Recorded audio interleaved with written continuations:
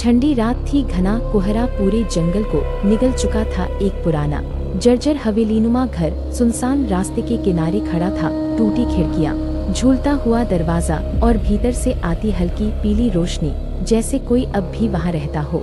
उसी रास्ते पर एक लड़की काले कोट और हैट में अकेली चल रही थी। उसका नाम अनया था। वह वर्षों से गायब अपनी बहन को खोजने यहाँ आई थी, क्योंकि लोग कहते थे कि जिसने भी अमृत वन में कदम रखा वह कभी लौटकर नहीं आया।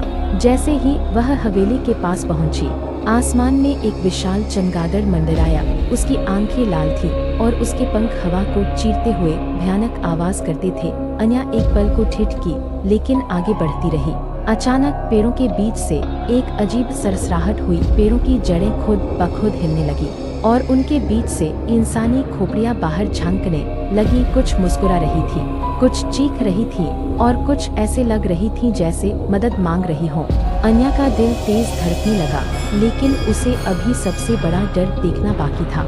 उसके सामने एक विशाल विकराल पेड़ खड़ा था, जिसकी आकृति किसी दानव जैसी थी।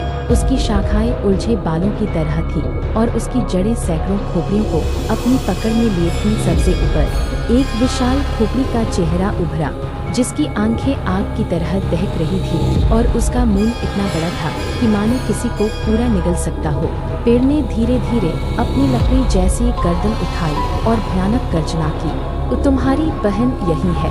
अनया काम उठी। पेड़ की जड़ों के बीच उसे एक छोटी सी आकृति दिखी, उसकी बहन।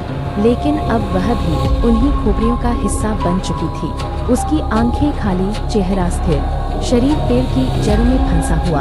अनया चीख कर पीछे हटने लगी, लेकिन पेड़ की जड़ें जमीन से निकलकर उसकी ओर बढ़ने लगी। हवेली की खिड़कियों से अचानक रोशनी तेज हो गई और उनमें से सैकड़ों परछाइयां निकली, मानो वे सब इस पेड़ के शिकार हों।